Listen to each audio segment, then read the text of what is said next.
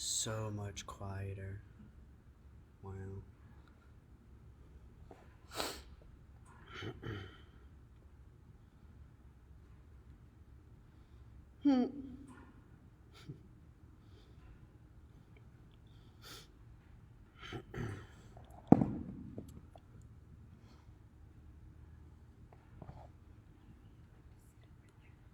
Hi everyone, how you doing?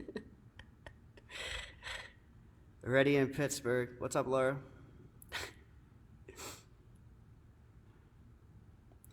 We have 5 minutes before we start this thing. So, in the meantime, hi, my name is Seth Ciasulli. I'm from Redhawk Wrestling Club. I'll probably do that intro again at 12:30.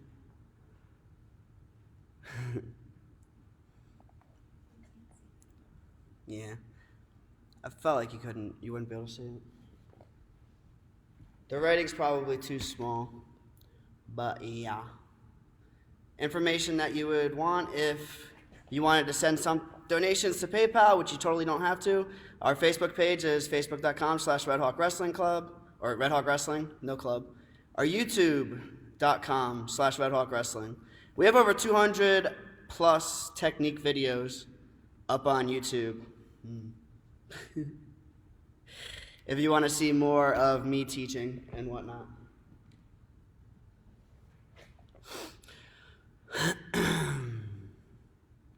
5 minutes. What do we do in 5 minutes?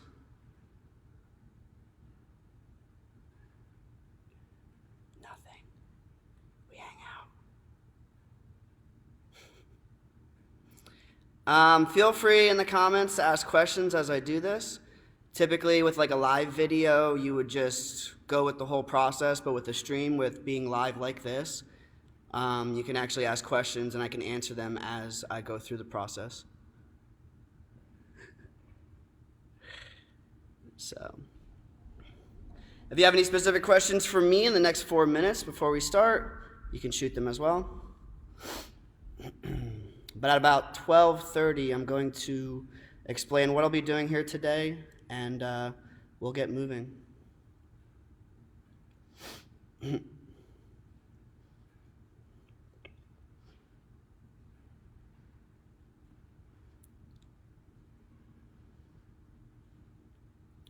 Interesting.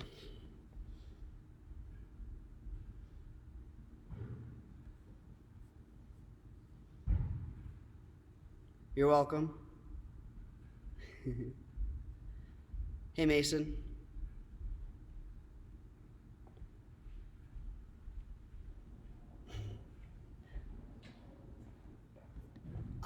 Water. Nice.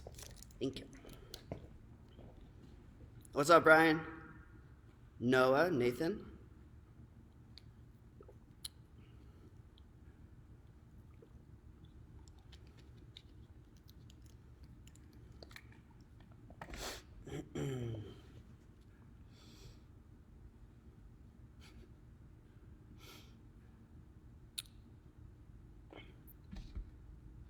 It's like this thing.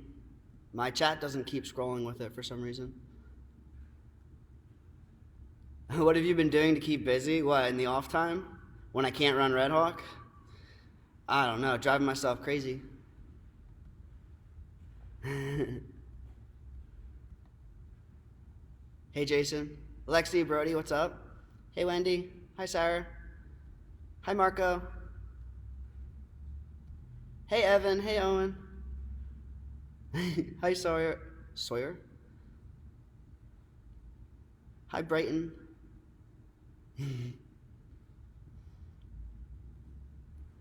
Middletown Wrestling Club. I wonder if that's the same place that Nauman went. I feel like it was Middletown.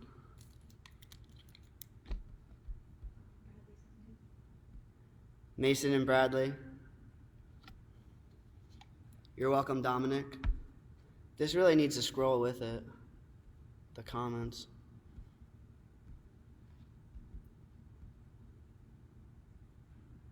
San Diego, cool. You just want me to do this? Yeah, that works. Until you start. Hey, Mike. Just remember not to question those speeches. I like to give speeches. Speeches are important. Try to teach you guys the mental side of the sport as much as I can, or at least how I see it. I've done a lot of thought on the whole theory of wrestling and all the different things that you need to know or how you need to think in order to be a successful wrestler. Hey, Dylan. Dylan and Blake from Northern New York.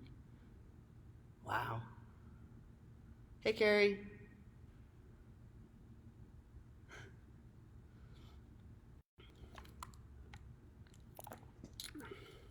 It's pretty much 12:30. I like that. It actually goes. Is your phone gonna be alive? No, but you can just go into yours. That's true. I don't know if my phone will stay alive for the whole time, but that's okay.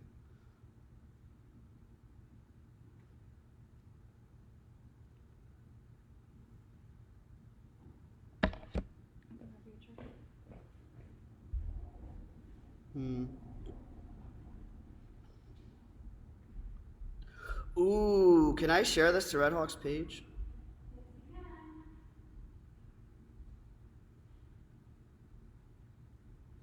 Hold on 1 second, I have an important thing to do.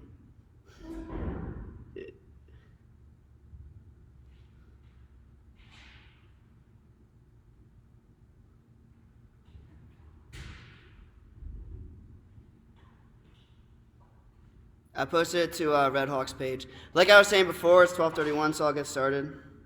We'll do a little spiel.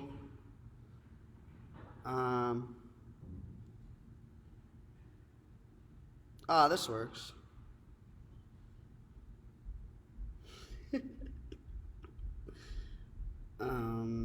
How do I... Oh, I got it. All right. So... Ooh, that'll work. All right, we'll figure it out. So hi, my name is Seth Ciasulli. I'm the owner and coach at Redhawk Wrestling Club. Today what we're going to be doing is I'm going to be running a little bit more of a technique-focused virtual practice here. If you want to follow along with me, feel free. That'd be cool because I'm going to be going through the different drills and whatnot. Usually when I have the kids drill a move, I have them do it 5 times each, so I'll be doing that as well. I'm going to be going over as many different things possible I can think of that will... That's not going to really work. It's going to block things. I'm going to go over as many different things as possible that I can drill solo.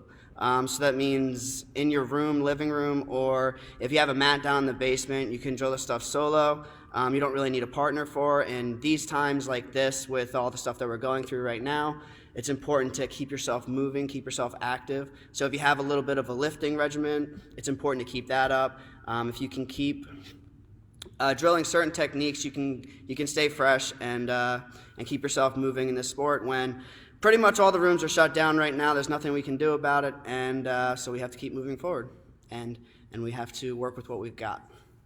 So there's a whole bunch of different things we can do on our feet and then on bottom. The guys yesterday and the day before, Will and Lewis, they did a great job going over, well, Lewis did stance and motion stuff. For the most part, Will did tumbling and then did stance and motion. So this gives me a little bit of an opportunity to go over bottom things, which is really cool because there's a lot of different things you can do on bottom to keep yourself moving. There's a lot of combinations you can come up with to get yourself better on bottom as you... Okay. To get you better on bottom as you're wrestling. Really on bottom, you want to keep yourself moving at all times. And on your feet, staying in good position. Staying in good position on your feet really means staying low. I'll be going over a lot of different things that will help you out with just positioning on your feet and your stance. I feel like your stance is one thing you should never stop working on. You'll be working on that for the rest of your wrestling career for the most part, is just your stance. So it's important for you to try to get a good stance right away so that you don't have to work on it later, like have your high school coach tell you that you're not low enough and your hands need to be down, stuff like that. So we'll go over as many different points with your stance as I can think of, and then we'll be going over bottom stuff. Little information, I guess, before I really get started is the PayPal stuff. You can, if you feel like you want to donate, you don't have to. PayPal.me/Redhawk Wrestling Club. You can like our Facebook page, facebook.com/Redhawk Wrestling. On YouTube, we have over 200 technique videos. I think it's about 200. I'm going to be adding more today that I have filmed. There's 200 plus technique videos on our YouTube channel that will go over a lot of different technique, so you can look at that stuff if you want to as well. But otherwise, I'll throw this away and I'll start moving. So, as I said, you can go along with me as I do this. I'll be drilling all the different stuff with you. One thing to start, we're going to go over just your stance in general. It's important that you stay low, and the metric that I use as far as like elevation is I want to be able to touch my hands to the mat at all times.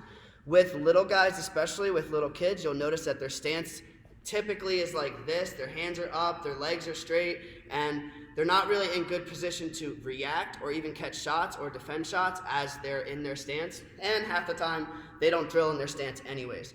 So that's why I say I want to be able to keep my hands in range to touch the mat whenever. I'm gonna talk about just head position first. Head position is huge. I want you to keep your head up at all times. Kids will have the bad habit of dropping their head when they take shots, or they'll have the bad habit of flinching away from collar ties and whatnot. I want you to be able to keep your head up at all times so that you can withstand snap downs, or at least you'll develop the strength to withstand snap downs. And as you take shots, keeping your head up will keep you in good position to actually finish the shot. Because if you're shooting with your head down, then odds are you're in bad position, the guy's going to sprawl on you, he's going to circle, all that stuff. You're going to put yourself in a bad spot to actually get to the takedown. So even if you get to the leg, if your head's down, usually you'll get strung out, and so you'll get scored on anyways. So it's important to keep your head up at all times while you're in your stance. Go over what I think is the first line of defense. That's your head and your hands, not to mention your elevation changes. So when it comes to first line of defense, head and hands, keeping your head up and keeping your head in good position is very important. Normally, head position means that your head will be in the corner of your opponent's neck right here or right here. Your head will be in the corner of the guy's neck right here or right here, and that will put you in a good position to slow his shots down as he takes them. A lot of people, especially at a young age, will take shots from the outside. And if your head is always in good position, you can actually catch the shot coming as he approaches. So keeping your head in good position is one way you do that. Another way you do that is with your hands. So when it comes to being in your stance in your hands, a lot of wrestlers will have their hands up like this. And right now, with my hands up, I am not defending all of this part of my body. A lot of wrestlers will start reaching like that, and they'll keep their hands up, and so people can just shoot underneath them, which is not great. As far as your hands are concerned, you want your hands to be down. And this is so you can catch shots coming in. Of course, there's going to be times where you poke, where you reach, and if you are going to reach while you're in your stance, you want to make it with the arm that is not on the same side as your lead leg. So if I'm leading with my right leg right now, I'm going to be reaching with my left hand so that if the guy shoots, I can down block and catch his shot coming in. So my hands will usually be down like this, and I don't want to be tense.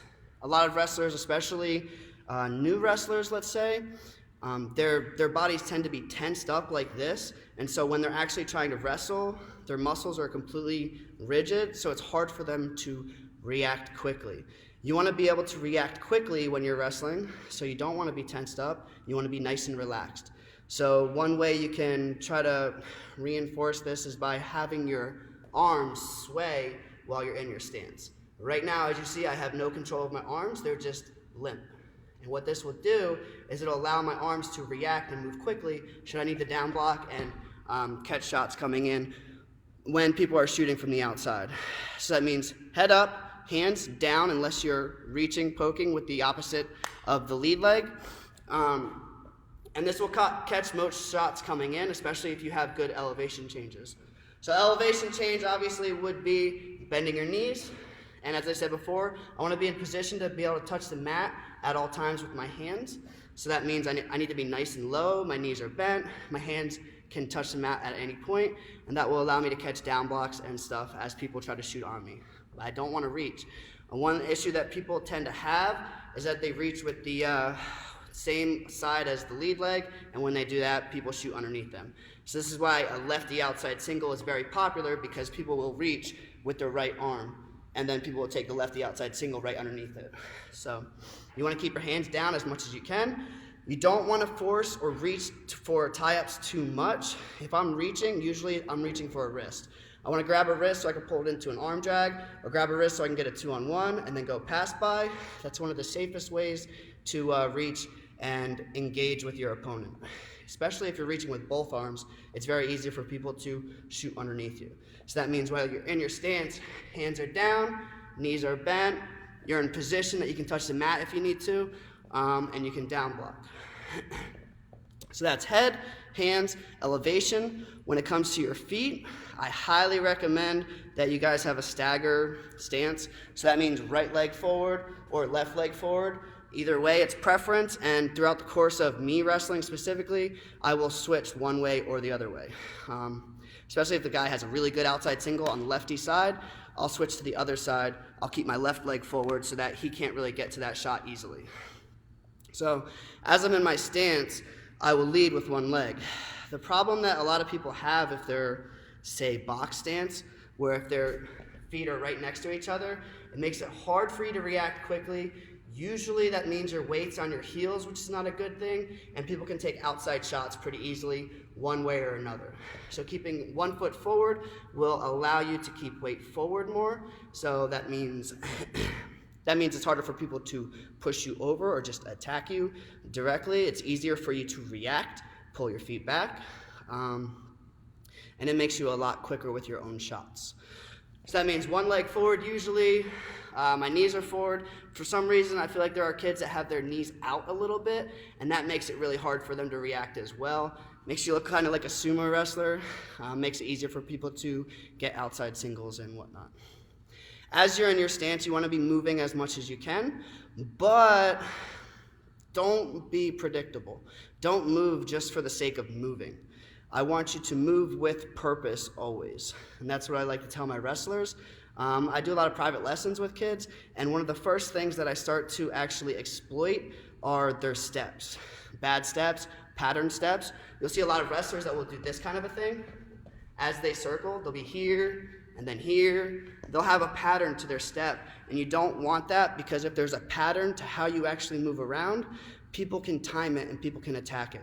So usually as a coach, when our wrestler is wrestling someone else and I notice that kind of a pattern where somebody is stepping, like say they do this kind of a step with their stance, or even if they do bad fakes where they're like that a lot, they're putting a lot of weight on their feet. I tell our kids, like, watch out for the right ankle. I want you to go for a low leg there as the guy steps. Or really, it's the guy steps backwards a little bit and then he steps into your shot. So not being predictable with your steps is very important as you're in your stance. So you're in your stance, knees are bent, hands are low here so I can react and catch, and I try not to do stuff like this. When it comes to moving with purpose, it helps to visualize what you're actually doing. So helps to give a little bit of context if we go into hand fighting a little bit. As you're doing stance and motion, actually going through in your mind what's going on is important. So that means, how is the guy reacting to me? How am I reacting to him? What kind of tie-ups can I actually look for as I'm going through this stance and motion? First, I want to go over penetration steps. A penetration step is something that you can do at home in your living room. It doesn't really matter too much whether you have a mat or not. Anybody can do a penetration step. I like to say the first thing that people always say to a kid when they're into entertaining the idea of jumping into the sport of wrestling is they're like, oh, show them your stance, right? And so a little kid gets out there and shows the stance. The second thing they do is they say, show them your penetration step. And that's like one of the first things that you actually learn as a wrestler. It's also one of the first things that wrestlers tend to forget, especially when they get a little bit more athletic and they don't have to take a good penetration step to get to the leg. So maybe they get strong, they wrestle tons of matches, and they just reach out to a leg and drop to their knee, pull themselves in, and finish the takedown. And for the most part, that's fine, but the problem is when they wrestle the better wrestlers, when they wrestle kids that are very good, like top 5 in the state or whatever, those kids you actually have to take a good penetration step because those kids are going to react. They're going to circle away, they're going to sprawl, and if you don't take a good penetration step, you're not going to be able to keep up with their motion. So good penetration steps are really important. So let's go over that right now, as if nobody knows what a penetration step is. Right leg's going to step forward, knee goes to the mat, drive leg comes up, and I go into my shot. Like that, right? There's also a lefty penetration step, left foot forward, drive leg up, and I go. So staying in your stance the entire time as you do that, as you're moving, penetration step, and drive. As I go out of seat, penetration step, and drive. And I sit here in my stance like this, and move around. Try not to move with any patterns to your steps, and try to stay in your stance the entire time, just like this. Here, penetration step. In your stance, moving, penetration step. So that's just going through a nice little penetration step. You can do that in your living room, you can do that in your basement, and try to get different types of penetration steps as well. So that means righty penetration step and lefty penetration steps. You can also look to do outside singles. So outside single penetration step is a little different. Say if I'm taking a righty outside single, my right leg goes forward, and I attack the leg, and then I sweep out to the side like that. One of the big things you want to do, let's say, pay attention to when you are doing a penetration step like that, say you're going outside, it's a little more prevalent, but if you're taking a penetration step, do not put your hands to the mat. Make sure you can do this with just using your legs. So as you notice, with my outside single, my hands are up here, and I'm attacking and sweeping.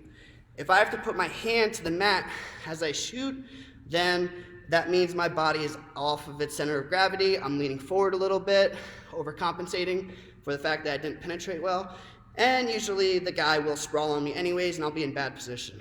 So you'll see a lot of kids take an outside single with their hand down as they sweep, and I think that's a really, really bad idea. It's not a good habit to create. So while you're in your stance, your hands can touch the mat, but while you take a penetration step, they don't. You rely on your legs to control yourself, to give you power. Out to the side, outside singles, penetration step with regular high crotch. Then you go do lefty outside single as well. And then come up. High crotch. Drive. And in your stance. So that's going over penetration steps. We'll go over fakes a little bit.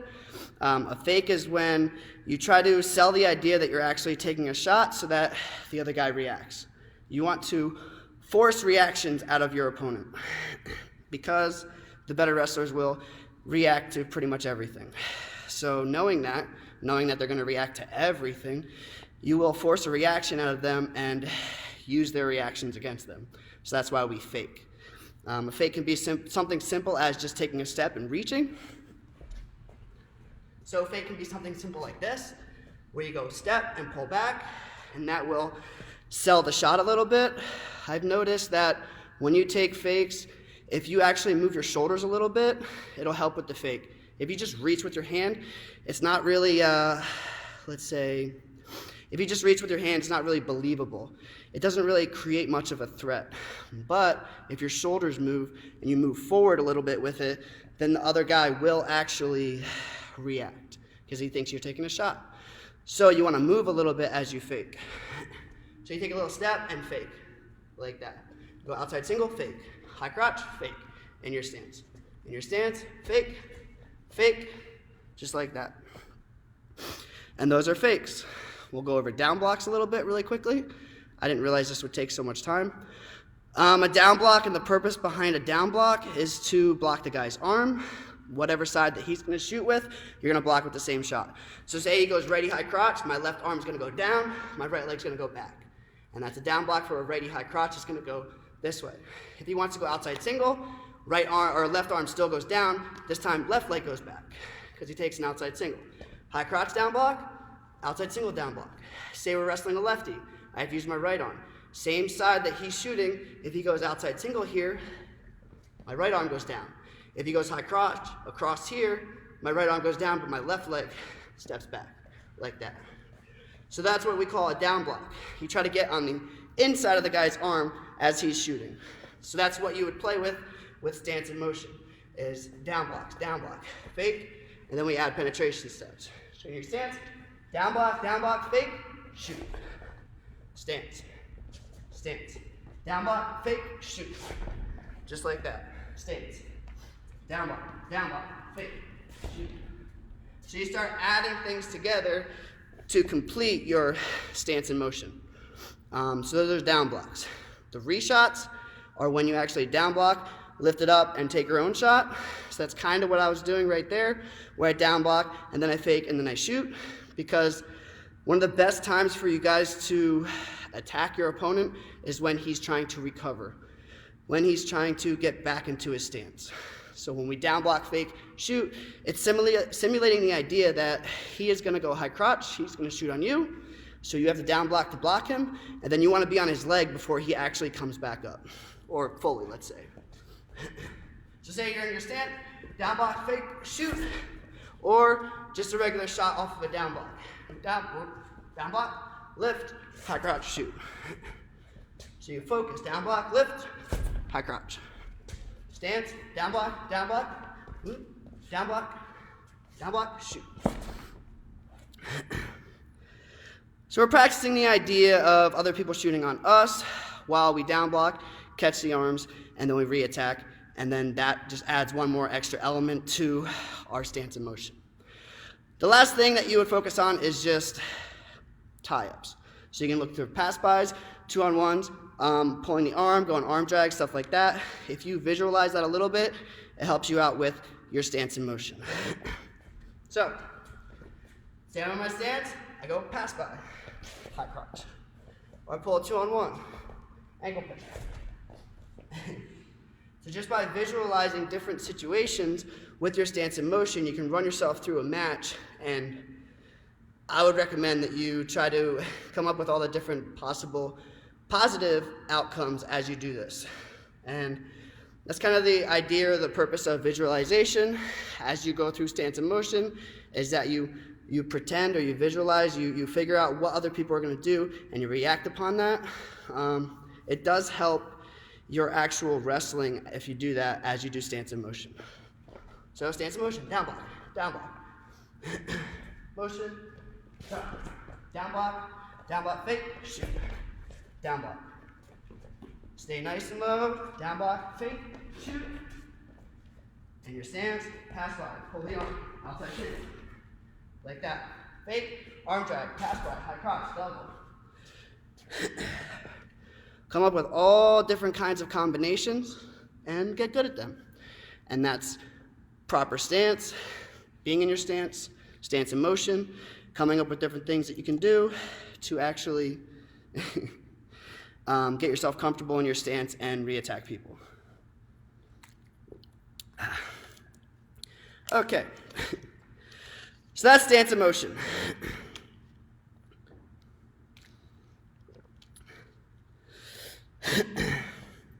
Next thing I want to go over a little bit is bottom stuff.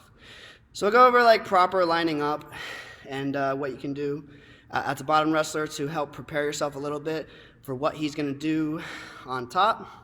So that means, how would you actually line up? There's a lot of different ideas or thoughts of what you can do as far as lining up is concerned. I guess you can think of it as like a normal thing, like it doesn't really matter too much. Your hands are forward. Maybe people are up on their toes. They just want to do a stand-up, which is usually a good thing. How you line up will actually matter a little bit. So what I want you to do is tilt your hands to the side a little bit. My dad always used to say a 45-degree angle like this. And what this will do is it'll tilt your elbows out to the side and help you withstand chops a little bit more. We just want a little bit of an advantage if we can. So my hands tilted like that. Elbows cocked out to the side as I set up. Your feet positioning.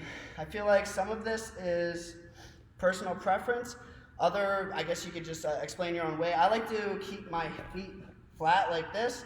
I like to keep weight back so I can do a stand-up quickly, and I like the idea that people can't reach underneath my ankle too easily. If I'm up like this, people can grab the ankle pretty quick, pretty easy, which is going to cause different kinds of problems. If I'm flat, they can't do that. Also, like I said before, it tends to keep my weight backwards, which I want if I want to do a stand-up. I want to keep my opponent's weight off of me. I want to keep him behind me. So I line up like this, try to keep my weight back as much as I can. Some coaches will tell you to arch your back like this. I don't really agree. Again, personal preference. I don't really like that because it's easier for me to throw legs in. I was a legger growing up, and all the way through college I rode a lot of legs, and when people did that, my legs slipped right in. It wasn't a really big deal, so I don't think you have to arch your back or anything like that. You just keep your back nice and relaxed and just try to keep pressure backwards. So that's pretty easy setting up. First thing we're going to do is just a nice little stand-up. We're going to drill that. We'll drill it 5 times or whatever. Stand-ups are very important in this sport. You want to get really, really good at stand-ups. How we teach stand-ups at Redhawk, usually people will line up over on the right side, over here. On the left side over here. That would be the righty way of lining up. So when a guy does that, my left hand's going to come up, my right hand is going to reach and try to grab this wrist. I want to grab his wrist and post it down as I stand up, so I want to get into the habit of doing that every time I stand up if I can. So my arm's going to come up, and at the same time my leg's going to come up. My left foot is going to land where my right hand is. I come up like this, and I grab the wrist. Now I'm going to post it down, stand up, I keep my hips away, keep this left leg forward, and then I'm going to reach up, and I'm going to cut. I do not touch the tight waist hand at all. I grab wrist, I post it, and I cut free. I do not touch the tight waist. Usually if I touch the tight waist, it gives him a wrist to attack, and now I'm dealing with a 2-on-1, which is a bit of a problem. So, I do my stand up, arm up, grab wrist, post, hips away, and I cut. We'll do it a bunch of different times. You can drill it with me. All right, arm up, grab wrist, post, cut. And as you see, as you cut, you should be facing the opposite direction. Arm up, grab wrist, post, cut.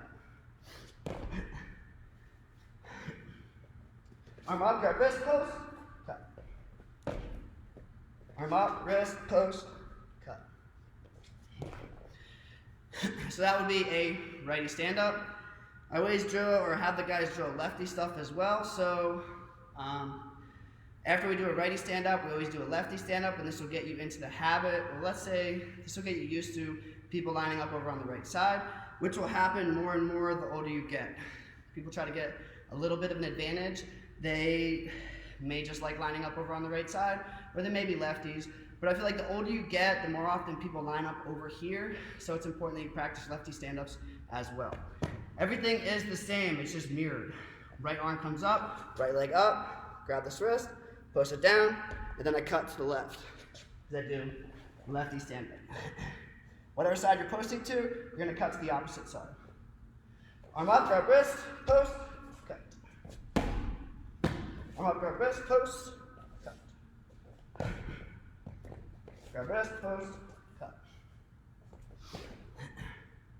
And that would be a lefty stand-up. As you saw probably when I was doing the stand-up to a cut, I get in the habit of always doing a sprawl, so I got a little bit awkward there when I do the cut. Usually I want to sprawl afterwards because good wrestlers will try to stay on top for as long as they can. So if I'm going to a stand-up and I'm posting and I'm starting to cut, the guy will drop to the near leg, and as I do that, I want to sprawl on top of them so I can push them away and get my one. So we have you guys drill that as well. Let's go a little bit farther away from the camera.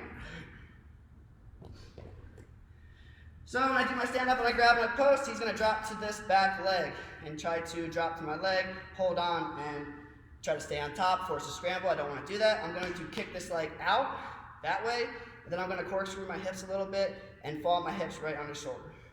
Right leg goes out this way, and I fall like that.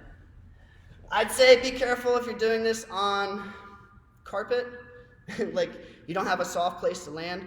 If you're landing on just carpet, you might just want to put your hands down as you go. So it could be something like grab wrist post, then you just put your hands down and feet away. That'll get you in the habit of sprawling after you stand up. Grab wrist post, hands down, sprawl.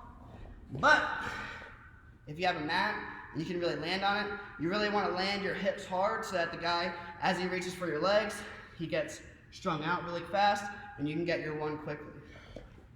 So again, that would be arm up, grab wrist post, this leg shoots out that way, and I fall. Arm up, grab wrist post, sprawl. Grab wrist post, sprawl.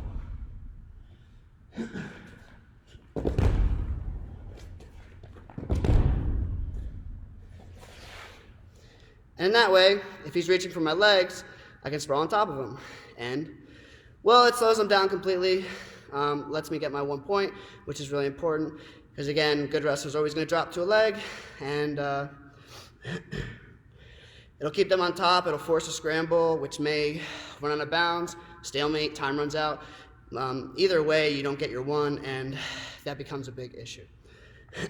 So, while we're at it, let's do lefty stand-up. And then sprawl. So we're here, and we line up in our bottom stance. This time, right arm comes up. I post that. My left leg's gonna go back, and I sprawl. So we do lefty stand-ups. Stand up, post, sprawl. Up, post, sprawl.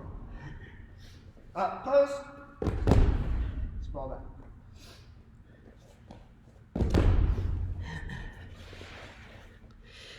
Gets you in the habit of sprawling after you do your stand-up, which is pretty important. What else we got? What? Yeah. I'm running out of breath.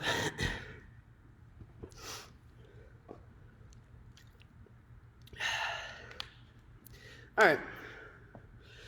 So other things that people drill at home is the idea of stand up, grab wrist post, cut, and then they take a shot really quickly. And again, it's another thing that you can do while you're at home in your living room or down in your basement on your mat or whatever, is just do stand up, grab wrist post, cut, and then right to a shot. So, easy. Up here, post, cut, to a shot. Come up, grab wrist, cut, to a shot. Arm up, grab wrist, cut, shot.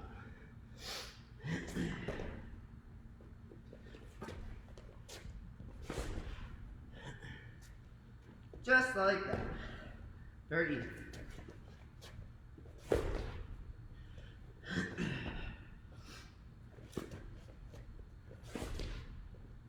So you practice it over and over, get really good at it. We'll do lefty version as well. Why not?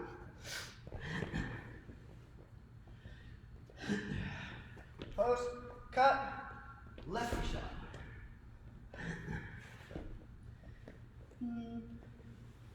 Arm up, grab wrist, cut, ready shot.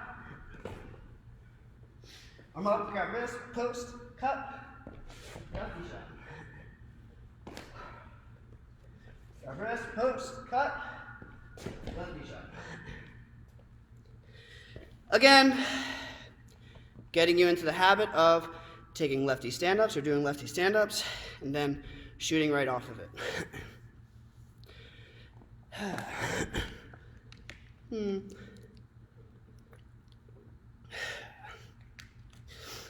I actually need a wall for the next one, or I don't really need a wall, I guess. But that corkscrew, that sprawl that I did, there's one way that you can actually teach this against a wall, which does help a lot of guys, especially when you don't have a partner behind you. So, I'll be right back.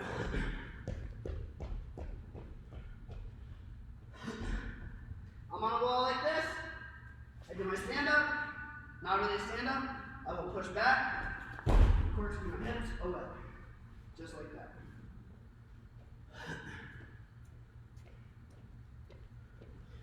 Like I was saying, it helps if you have a partner. It helps if you have a wall next to you, but you can also do it without a partner. Say we're in like this kind of a situation where we're in a sit out. I can push, hips up, corkscrew, and get free. And this would be a similar thing as similar to cutting. Like say you do a stand up, a full stand up and you cut, you're trying to go in the same direction. So say he has a tight waist over here, I'm gonna cut this way. So if I do a sit out, what's a good way to do this? So I do a sit out here, I can push, and I'm going to cut that way. Push, cut. Just like that. Really awkward without a partner. That's why I like to use a wall when I do it, if I don't have a partner. Let's do it a couple times.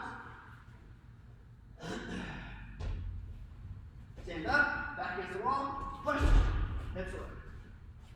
Stand up, back against the wall, push, hips away. Back, hips away.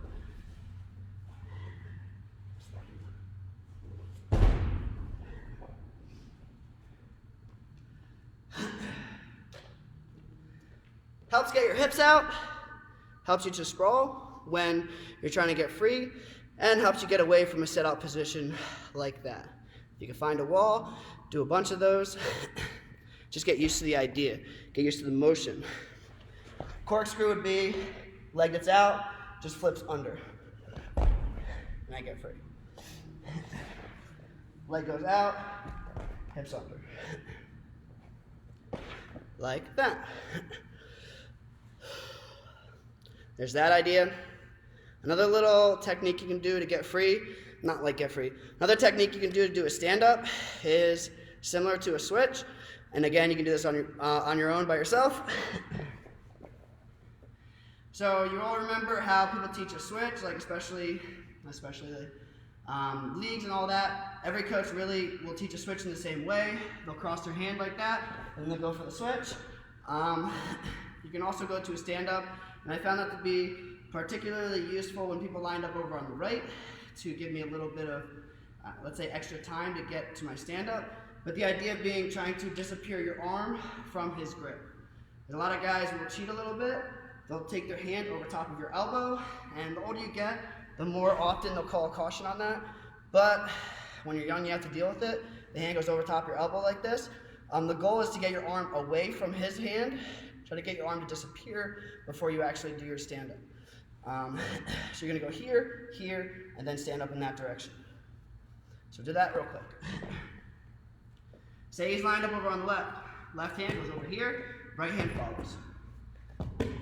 I call this a bear crawl stand-up because you're gonna go almost like you're going into a bear crawl, like you do drills back and forth. So hand goes over, other hand up to a stand-up, cut. Creates a little bit extra rotation, gets your arm free from his hand, gives you a little bit more time to get up and get your arm free. Left hand, over, stand up, cut. Left hand, over.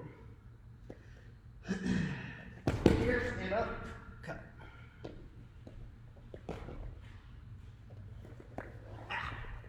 Left hand.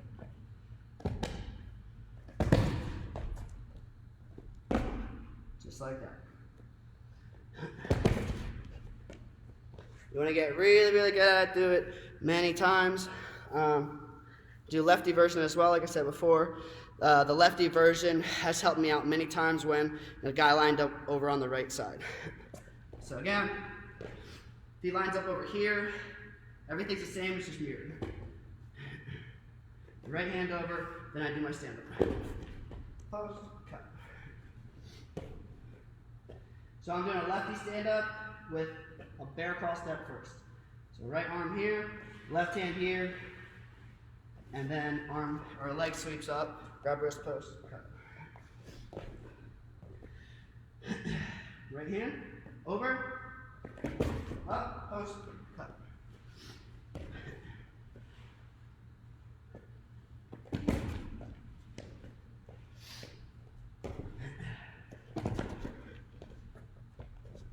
Just like that.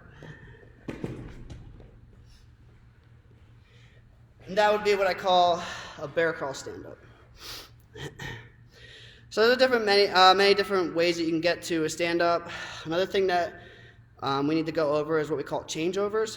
Changeovers are very important in the sport. It'll change the guy over to the other side, and I think that's why they call it a changeover. Very useful against wrestlers who are going to chop or just try to drive pressure to the side. It'll help keep your hips moving, help keep your hips underneath you.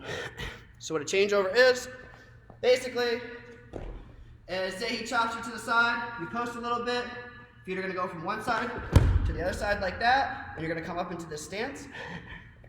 The most basic way that I actually teach this with like the little guys is by having them slow everything down. So I have them all spread out in their own little area, and we're going to pretend that the guy chops us, pulls us to the left, and puts us on our hip. Now I take my feet out in front of me and put it to the other side, like this. And that is the slowest possible version. Slowest possible version of a changeover is when you go here, feet go in front, to the other side, and you just did a changeover. Do that one more time for the little guys. Here, feet in front, and then we have our changeover. Let's do one more time. Hip, feet in front, changeover. To do it faster, you're gonna have to lift your hips up a little bit and throw your feet through. I still want your feet to go in front of you. I don't want your feet to go behind. If your feet go behind, as you try to do this, they'll catch on the guy's legs and he'll actually slow you down. So, feet go in front of you, but you're gonna lift your hips up a little bit and throw your feet to the other side, like that. He chops, post, change over, come up. He chops, post, change over, up. Post, feet go flying, up. So why do we do that? To create motion, to keep our hips underneath us. It's a lot better than getting chopped and then brought down.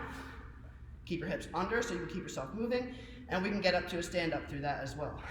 So we drill that too.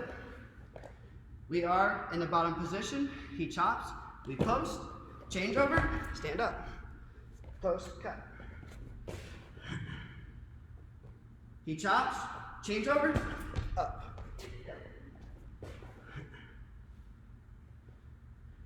Do it slow, post, change over, stand up. Post, up, cut. Post, change over, up, cut. Again, keep yourself moving. Where are we? Lefty changeover. We practice one side, we practice the other one. So, same deal. Post, feet, under. Lefty changeover. Post, feet throw, stand up, grab wrist, post, cut. Post, throw your feet, change over, grab wrist, post, cut. Post, change over, up, cut. You get used to it, you get really fast with it. Their chop doesn't really affect you that much.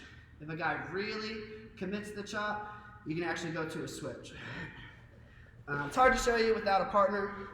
It would probably be something like, I don't know, I guess more visualization. We post, change over, and then we come up. Doesn't look like much, but you can do it if a guy really commits to the chop and throws his hip down, tries to get like a tight waist tilt. You can actually do a switch from there as well. So those are changeovers. Keep yourself moving. Next we can go over what we call Granby rolls. Everybody should know what a Granby roll is. The coach yesterday, Will, did Granby rolls a little bit from the standing position as he was doing tumbles. We'll break it down a little bit and show you exactly how to do it, like the easiest possible way to do a Granby roll. The way that we teach tiny kids before we actually go faster. We call these grandma hands. Our hands are like this, elbows out to the side. Sometimes you'll see wrestlers, like during a match, do this, and We call them grandma hands. But what this will do is it'll set you up for a nice little Granby roll. The point here, the goal is to roll across your shoulders as you're on bottom, and that will kill his tight waist and get you free. So if I put my hands to my hips and put my elbows out to the side, I can put my shoulder down, and I can roll right across my shoulders like that. And that's what we call a Granby roll. Hands on your hips, elbows out, roll right across your shoulders. Hands on your hips, elbows out, Granby roll. Great. You can keep going, get yourself nice and comfortable with it. One thing that I did like to do when I was drilling when I was young was to try to keep my feet in contact with the mat the whole time. It might help you out with your roll in general, and it might keep contact with your shoulders on the mat. So that would be hands on hips, elbows out. Try to keep your feet close to the mat, like that. You go one way, other way. And those are Granby rolls. Pretty easy maneuver. You're just rolling across your shoulders. You don't want to just do a forward roll. The more of an angle that you roll at, the easier it is for you to get your hips out. However, when you're wrestling in a match against a good wrestler, you're going to have to do it a little bit faster, as you might expect. And also, you have to clear your legs. One of the biggest issues that kids have that like to do Granby rolls all the time is that their legs get caught up. So you want to get your legs clear when you actually try to go for the Granby roll. So that would mean, before I do a Granby, I'm going to get myself up a little bit, hips come up, and my left leg, say if I'm going lefty Granby, I get this left leg out to the side. This arm will go under, and I'll Granby. Like that. It might help if you do it slower, if you just take this left arm and fold it under and Granby. That might be a good way for young guys to try it. Left arm goes under, I fold to my shoulder, roll across my shoulders. But you older, more advanced guys, just get your feet out to the side and then kick through. So that would mean feet out, Granby. Feet out, Granby. Feet out to the side, Granby. Get your feet out to the side so people can't lock your legs up, and it's a lot harder to roll with you. Feet. Another thing you can do, give yourself a little bit extra practice with this, is to try to push yourself up to your feet after you do your Granby roll. You can go all the way back up to your feet as if you're doing like a backward somersault or whatever. Like that kind of deal. So again, feet go out to the side, do your Granby roll, and then push yourself up to your feet. Up to the side, Granby, up to your feet.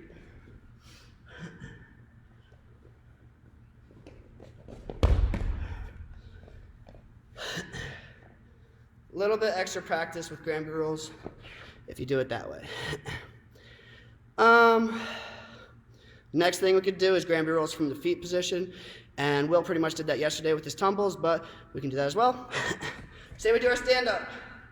The guy would probably lift us when we're standing up on our feet.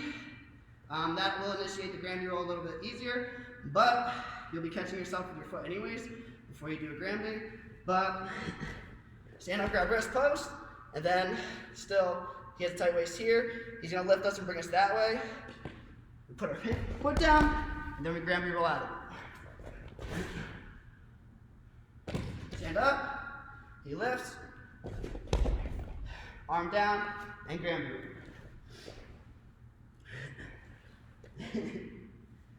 Do our stand up, say he lifts us, shoulder down, Granby. Like launches me all the way across the seam.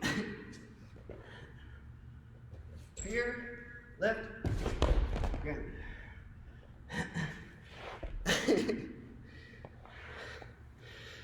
So that would be a stand-up Granby. I would imagine you can also do a Granby roll after you do a changeover. I actually wrote this down, but we don't have the kids drill this at all. But you can do something like that. Say we do a changeover, post, changeover, Granby. Lefty, post, changeover,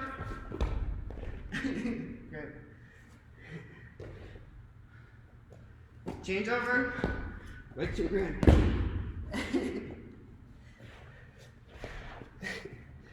Like that. So a lot of different things you can do to keep yourself moving while you are solo in this sport. I threw myself out to the side 3 times. Other things. Number 1, next thing we can go over a little bit is getting up from being flat, from being the flattened position. So you can actually get yourself flat, and then we teach you here anyways. We don't really go over this too much in the class, but when I'm working with kids that tend to get flattened out and don't know how to get off of their stomach quickly or easily, I have to actually show them how. So we'll show you right now. And again, something you do without a partner. When I'm flattened, let's say guy's over here, and I'm on my stomach, how I get up is not by doing this and getting my knees under, because if I do that and I'm wrestling a legger, let's say, legs go in really easily, guys on a power half, not a great thing to do. I want to try to get up to a stand-up as soon as possible. So that means when I'm flattened out, I'm going to get my knee underneath me and then create an angle first.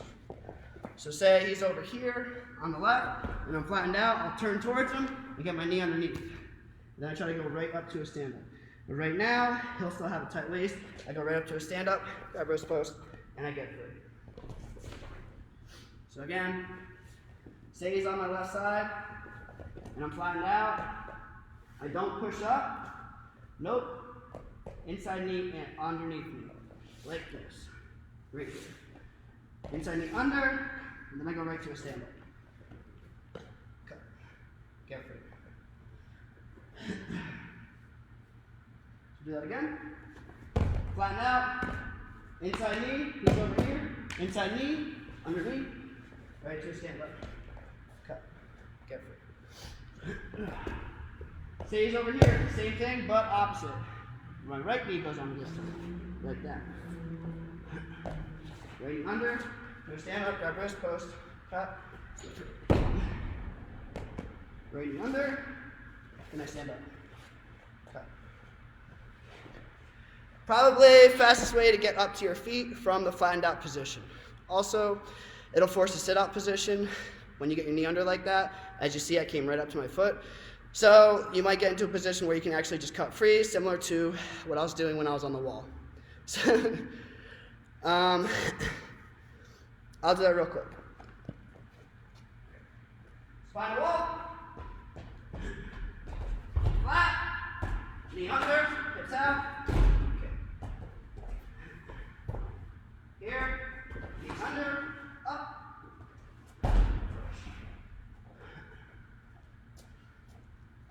Again, something that works a little bit better if you have a partner, but if you have a wall, you can substitute a little bit.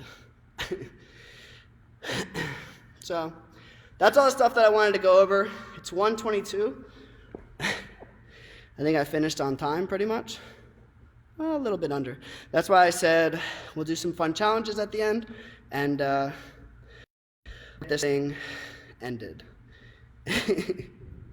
Challenges that I have to you kids especially. If you can make a video and throw it in the comments or something like that after I'm done with this.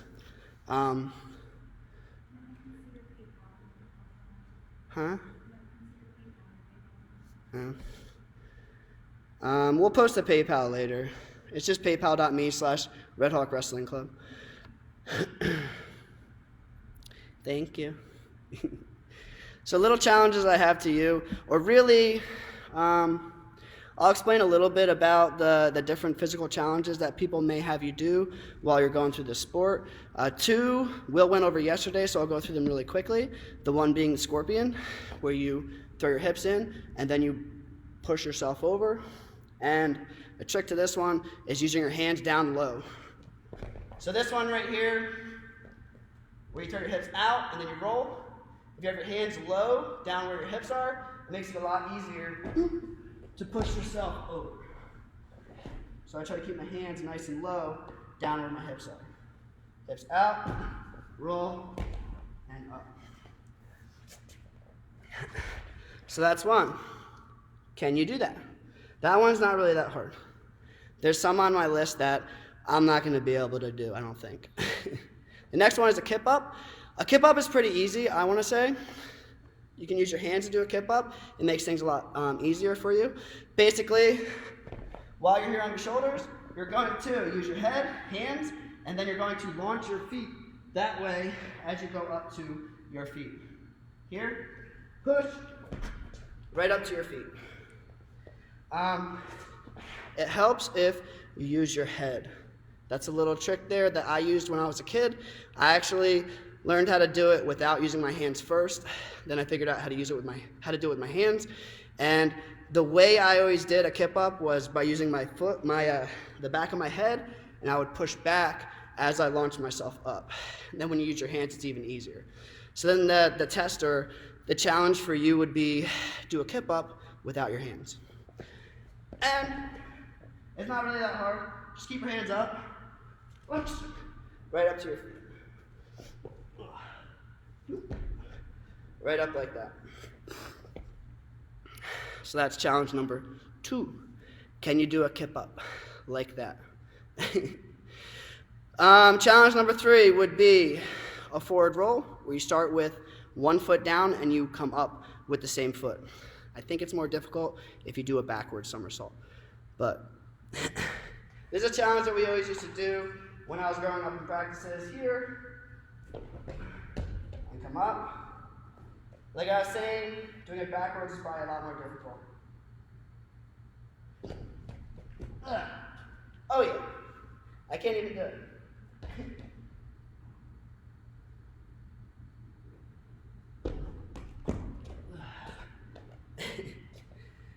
Can't even do it without my hands. Very difficult. That's challenge number 3. Another physical challenge would be a one-footed squat. Where you're here, you go down, and you go back up.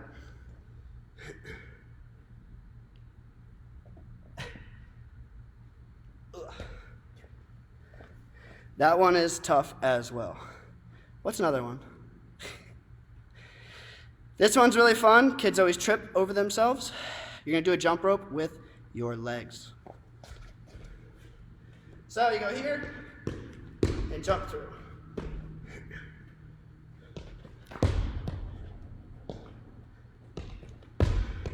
Like that.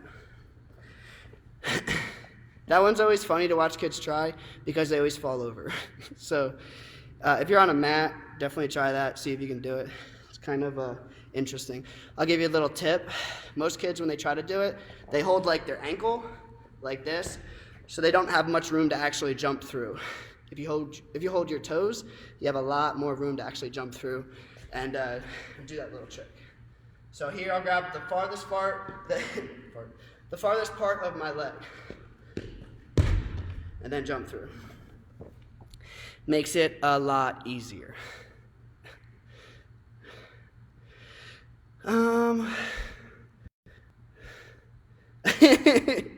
I just pulled a hammy watching that.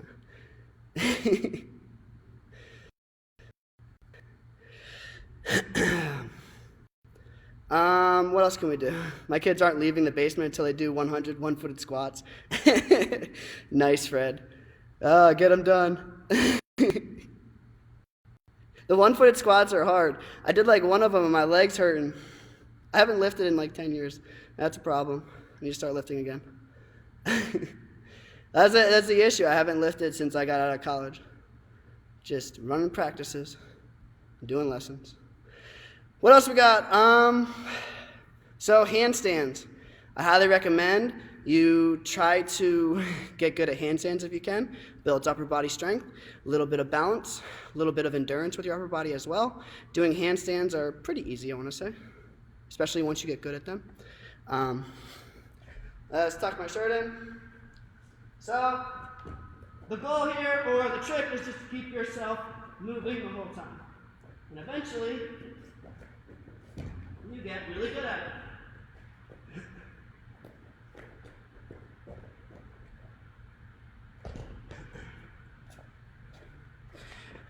So I can do handstand pretty much until my arms get tired and I fall over. The challenge would be, and we have a couple kids that can do it, go from that side of our room all the way to the other side of our room. That's 3 full mats. I don't know, 120 feet. We have a couple kids, not many, that can actually make it all the way down in a handstand position. Say the last physical challenge, and I don't think I'm going to be able to do this. I used to be able to do it, like when I was in college, would be start on your hands, like this, hover your hips up, and then push yourself into a handstand. I don't think I can do it anymore. You go, that would laugh at me. I'll give it a try. I'm not good at it anymore. So you don't use your feet at all. I can do it.